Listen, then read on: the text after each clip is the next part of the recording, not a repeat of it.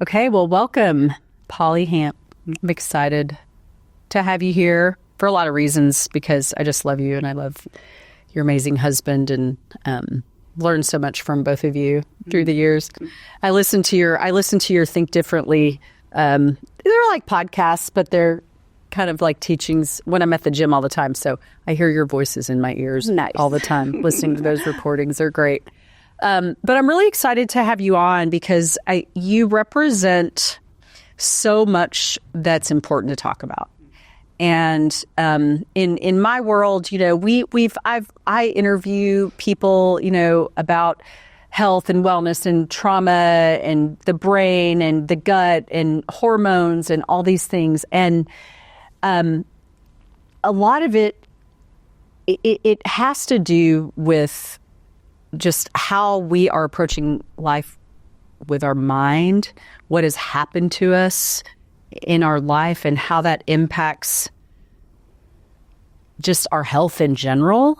I think you have an amazing story about how past trauma has impacted you, not only obviously mentally, but physically too, throughout the years. And just, I've seen this transformation in you over the last few years. And you know, I just, for the audience, I asked her, is anything off limits to talk about? You know, she's written some amazing books, but, you know, I got to know you initially as a patient and, you know, of course, you know, talking about hormones and getting hormones optimized and all of that.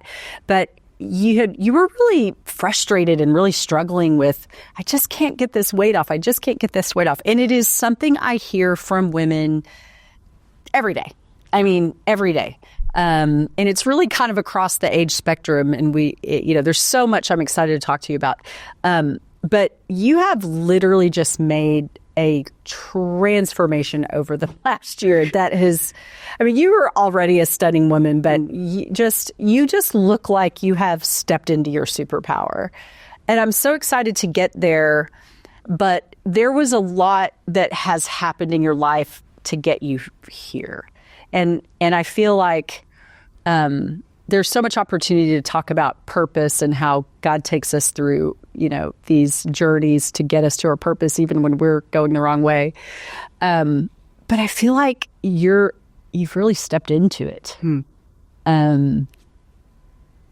Listening to some of the older podcasts, for lack of a better explanation, of you and Bob, you guys did a lot of it together, but you're kind of the sidekick. Yeah. Which is great. You're a beautiful sidekick and a lovely accessory and so much to say and so much relevance. But now it's like, this is your thing. Yeah. Like, you're shining and I love it. So I want to get there and I want to talk about it, but you have an amazing story. And I think a lot of young women, we have a lot of young listeners. Nice. We across the age spectrum, actually. And it's not just older women who are transitioning through hormone changes that struggle with body image. It's really more, it's actually all women. Yes. If we're going to be honest. Just say women. Yeah, just women in general. And girls. And young girls. Right. Yeah. And you have a pretty amazing story just from, you know, your life and trauma and how it's led you through this journey. So, I'm gonna stop talking. I'm gonna let you flow on that because I think it's important that people understand the backstory. Because I might chime in with some of mine too, because people see us where we are now, and they just think we've just probably always had it together. I know I haven't. I came from a lot of things that would probably surprise, and I need to tell my story. And I want you to talk about that too. Yeah. I haven't been ready yet because I think, to your point, there's healing that needs to be done. Yeah. So lots to talk about. I'm excited to have you on a couple of shows so we can dive in. But let's just start wherever you want to start. Okay. Well, first, I just want to say thank you for having me. Yeah. And it's been fun getting to know you, even though like patient, but then also, you know, just in different scenarios and things like that. And so, you know, we all have a story. Every person we sit in front of, you know, as a doctor, as, you know, a trauma recovery coach, as whatever we do, we all come with a story. And I think so many times we don't connect our journey and our current circumstances and our past to our story. Right. It's like, okay, I'm just trying to survive day to day and I just want to feel better. Right. I'm tired of being angry. I'm tired of being depressed. I'm tired of faking it. Whatever it is, I'm tired of it, but I'm just trying to live day to day. Right. Survive. Yeah. Exactly. And sometimes, if you have triggers that pull you back into the past, you just either go inside, or some people are incredibly extroverted when that happens. Yep. And so there's just all different ways to process it, and experiential and emotionally, mentally, physically, all of that. Absolutely. And so, one of the things that I want to start with is the work that I do and have been doing for the past, since 2011, and really up until probably 7 years. In the last 7 years, I've been working with people who have PTSD, CPTSD, high-level trauma, and in knowing that those are things that I have as well, had. Right. And in my process of both helping clients, but then also walking through my own healing journey, I always wanted to believe that you could be healed fully. I don't think I know I didn't 100% believe it. And it's like, okay, yeah, maybe, it's like people, maybe I'll be healed, but I don't know. It's kind of that, you have that little question out there. And I've walked with people who have been healed. I've walked with people who have experienced true freedom from trauma. And it is probably about 3 years ago, maybe a little bit longer now, where with all the EMDR therapy, with all the work I had been doing, I got to experience full healing, where I am not triggered anymore. I didn't even know that was possible. Like, I wanted to believe it. Yeah. But smells, words, a story, it's like I can, I've trained myself and have been trained to be able to sit in front of clients that if a client triggered me, not to react. Yeah, not to react. And I know how to healthfully compartmentalize that. Right. And then go talk to my counselor afterward. Right. Like, I'm not okay. Yeah. But I want to start with that because I think it's really important for us to know that you can fully heal. That's good. And that it's hard work. Yeah.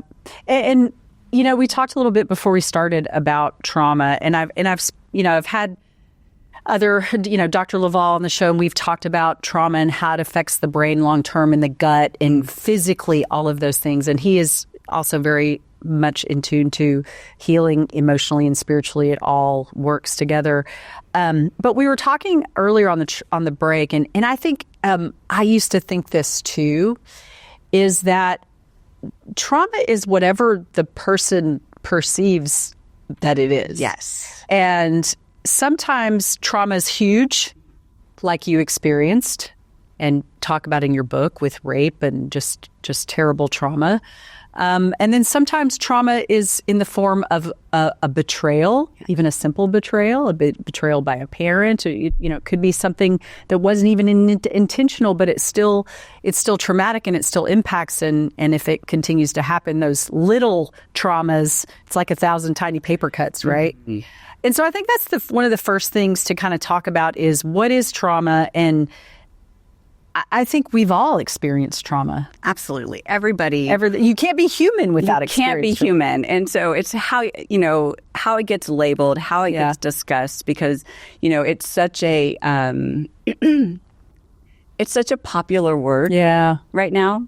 And so is trigger and process, all of these words that are, it's like it is trauma as a popular word, and we all experience it. And it's, some people wear it as a badge to be able to walk around going, I have trauma. This is why I act this way. And it's like, okay. And what if you took some ownership of the trauma? But yes, you're going to have expressions of it. Like, growing up, my expression because of the sexual abuse that happened at such a young age, the earliest I can remember is 3, and happening until I was almost 8 years old. And because of that sexual abuse, then my expressions of it was hypersexualization. Sure. Yeah. And some people, no, they go and Opposite. hide in a hole or whatever. Yeah. Mine was opposite. Yeah. And so the trauma, my expression of it caused even more trauma. Sure. Because it put me in situations. Put you in situations that just to be vulnerable to that. And I want to go back to something you said about trauma being a kind of a catchy term right now. And you what you were really saying is there's a lot of people that victimize their trauma. Yes. It's a badge of honor, but they're really a victim of it rather than choosing to be victorious over it. And it becomes kind of an identity. Yeah. Yes, that's what I was And gonna I say. think that is super unhealthy also. And some people can feel like they're dealing with it, but that it's really kind of become a part of their fabric. And that's a really interesting concept to understand as well.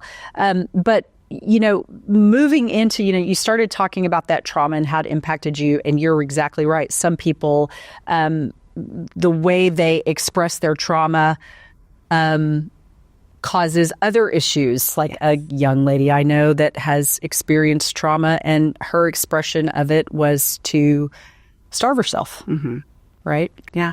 And that starvation obviously leads to all kinds of other problems, right? So, which kind of leads me into a little bit of the conversation around body and eating disorder, but I know we'll get there.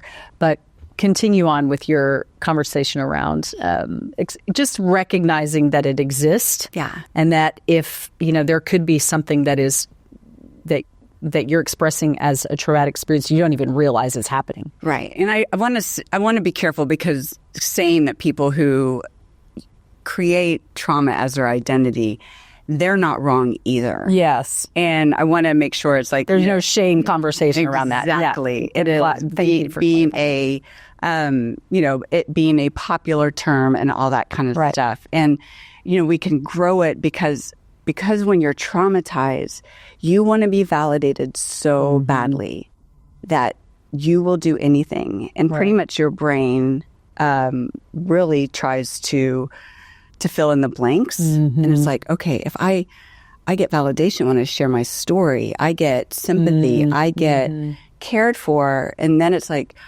I'm afraid for this to not be my identity anymore, because if I let it go, what if I'm not lovable? What if I'm not lovable? Yeah. Exactly. I love that you just said that too, because there is the back of the hand of trauma in a lot of cases is shame. Yes. Right? What did I do to cause it? Those kinds of things. And so there's so much to release with the shame part as well. And and the whole part about not being loved and lovable. And I think that's part of the hypersexuality when you are sexually abused at such a young age, especially by a family member.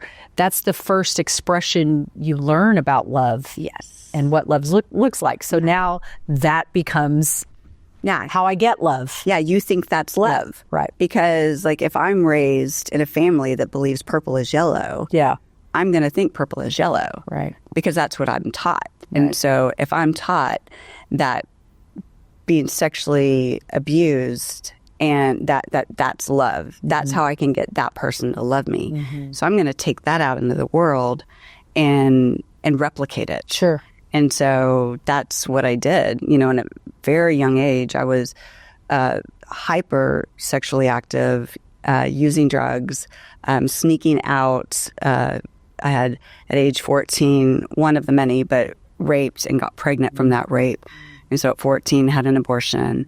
And, you just, all these things that keep happening. Trauma. And it's like, what is wrong with me? And I didn't have words or even memory of what had happened to me in my childhood until I was 18 years old. It literally, everything was shut down, because that's how my brain, that's what my brain did to survive. Yeah, protect you. Yeah.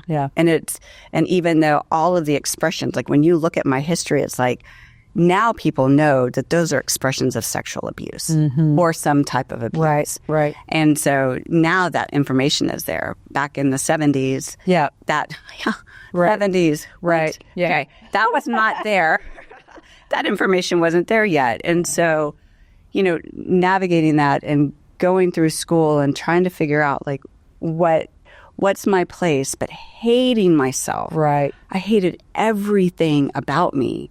And, it's like, but you show up with a smile, but you're depressed. And then you're living two different lives. I was partying, but then I'd also be going to school and I was on the tennis team, just crazy stuff. It just like that split of like, okay, maybe this is how I can be normal. And you try it and you try to fit in, but you always feel like an outcast. You always feel like there's something wrong with you. And do you think it's that shame that's sitting back there? Absolutely. Yeah. Shame is, wow.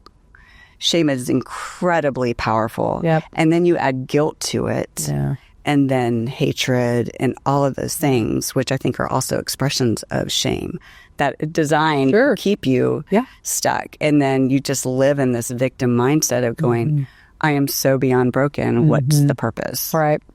And the shame cycle too. And the shame cycle. And and not wanting to be alive. So how did you start climbing out of that?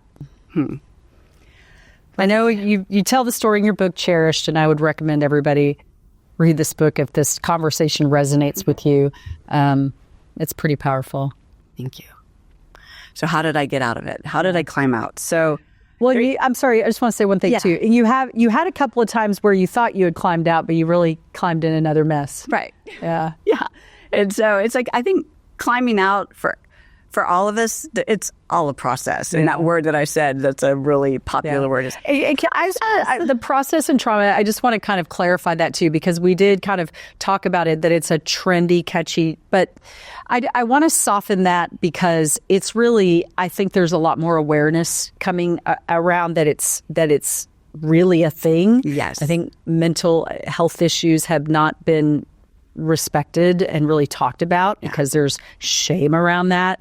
And so I think there's a lot of good things that are happening with people processing and things like that. So I don't want anybody to think that was any kind of negative connotation. Right. And just like anything, it can be used for attention or whatever, but that's not generally what we're talking about. Yeah. Thank you. Yes, because it is a process, just like your health is a process, just like education, there's all these processes that build upon. Right. And so, it is coming out of that. I went into college, which was a miracle in itself that I even got into college because my grades were so bad. One of the signs of the trauma, like literally I was getting D's in second and third grade. Oh, wow. And the second and third graders you don't get do D's. that. Yeah. And so C's and D's. And so my life, it's like just education, all of that. But then getting into college, I'm like, this is my chance to really turn my life around. And then to compartmentalize. It's like, I'm just going to leave my past behind me and I'm going to start new. And that doesn't work for very long because wherever you go, there you are. Yep. And it came out sideways, and you can read the book about it. Yeah. But it's, went into college and was incredibly destructive and made incredibly destructive decisions. And then after I didn't finish school, I was there. I was there for 2 years, but not really. I probably couldn't get any transcripts whatsoever because I wasn't really there. Yeah. Then get out of school, I do some traveling around, working in some different places, and then I meet this guy and I get pregnant and we get married. And so end up having twins. And so then I compartmentalize, throw all my past behind me, my college stuff behind me, which was crazy and Start over again. And now I'm going to be a stay-at-home mom with twins that are born at 27 weeks. And the doctors say if they're going to live, they're going to be physically, mentally challenged. And they're almost their late 30s, and you can't even tell they were premature. Yeah. Like they're true miracles. And through that time, I was atheist. And so like my grandpa was atheist. My mom had some spirituality. She grew up in a very cultish kind of religion. And so it wasn't really a part of our family. Right. And so the other thing is, I would have a cousin or whatnot try to save me. And it's like, but God's so great. I'm like, is he? Because if God's so great, why would he let such horrible things happen to a little girl? It's like, no, there's no God. Not buying that. Yeah. And then also because there were some religious people, I think also saying that I was atheist got a lot of attention as well. Yeah. And so there was just kind of that. But then I got married and became a stay-at-home mom. And, I had issues with alcohol, things like that. And just raising, my husband at the time traveled a lot, and raising the girls through all of that and trying to be mature, not knowing how to mom well, but knowing I wanted to mom really well, and just loving on them. Good blueprint for that. Yeah. And just loving on them as best as I could and figuring it out as I went. But I hadn't dealt. I mean, I had done some counseling in college and in high school. It was a counselor that helped bring up the memory of my abuse history. But nothing that really, it was a process. I'm sure there were things that started that process of healing. However, I had so much trauma as a young mom and young wife and all of that. And we lived in different places. We're from Dallas. I was born and raised in Dallas, and then lived in Colorado, Chicago, and came back to the South Lake area. And the girls graduated here and all that kind of stuff. And so, but going through all of that, and it's like, okay, nobody else is going to do this for me. I am miserable. I don't want to be alive. It's like I'm navigating all of this. And so I came to know, I feel like I'm dancing around in my story, but I came to know the Lord when the girls were 3 years old. So I remember reading that. Yeah, 1999. And just everything I could do to get my hands on every single Bible study. We were at a Baptist church nearby in Colleyville, and just, it was a really sweet church family, all of that. And just really, there was a lot of healing there. Yeah, because there was community there. Right. There was encouragement. There was, no judgment. Well, maybe there was. I think there was this fear that there was going to be judgment. Yeah. And so until I started a ministry reaching out, right. I guess I'm going to share that part of my story. Yeah. So in college, I was a stripper. Yeah. And, it's up to 95% of the women in the sex industry, both stripping, film, being prostituted, have been sexually abused as children. Yeah. And so the statistic, I was groomed for that job, literally. Yeah. I was hoping you would talk about the ministry because that's powerful. You started ministering to these girls, right? Yeah. And it was that thing, kind of talking about story of I heard the Lord clearly, hey, this was back in 2010. And I heard the Lord clearly go, I want you to reach back out to the women in the sex industry. And I'm like, absolutely not. Yeah. I am a Baptist, and I go to church. My girls are teenagers. At that time, we were homeschooling. It's in my past. This is my past. And God, you are ridiculous because because that means I'm going to have to share my story. That's right. Yeah. And all the shame and all the shame, and everybody's going to hate me. They're going to run from me. They're going to judge me. And none of that happened. Yeah.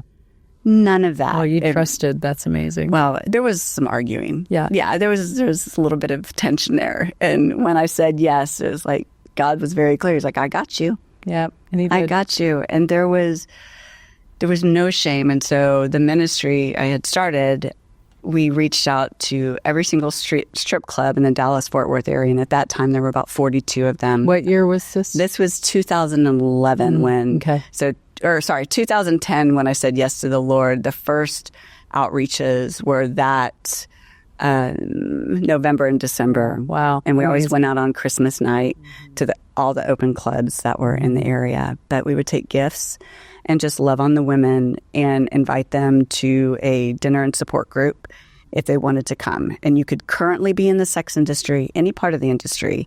We just happened to reach out to the clubs and or you have had a past in the sex industry like me. How did these clubs feel about you coming in? And they loved us. Did they really? They loved us. They weren't worried you were going to take their commodities away? No, because if one girl leaves, there's 10 more behind them. Yeah. And so sad. And so the managers and the house moms, I would say probably 95% of the clubs loved us because there were other ministries that would go to clubs and tell those girls they were going to hell. Oh. And I'm like, oh my gosh. Yeah. And so we would go just love on the girls and then offer support system and just reaching out if they need anything. And so if a girl wanted to leave, we would never ask a girl to leave because once you remove choice, you remove love. Sure. These were not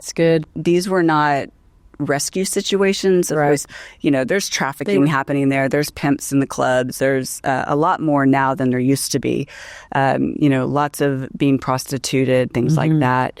So it's kind of a different game now and then. But we would never ask a woman to leave. Yeah. And so they would come to the support groups and some would leave and some had a past in the industry and just wanted to have a safe place to tell their story without being judged or have shame because they had never shared their story. And so it was kind of just this really cool ministry of just lots of love, lots of help. That's awesome. Mentorships, things like that. So it was a really sweet healing time for me and getting to help other women embrace their story and heal from their trauma. That's awesome. That's awesome. So that's such a huge part of, everything you're saying, all these little bits and pieces are leading you, along the way, until where we are, where you get to finally meet your current amazing husband. Yes. And then build what you've built. I want to talk about the whole program that you've built. I think I'm going to do that on the next show because that's a whole show. Yes. But I want to wrap up this conversation about your journey and your story. And I think there's so many. I mean, if I sat here and shared my story, my husband Dan is always like, "You need to tell your story. You need to tell your story," and it would. Someday I'll do it.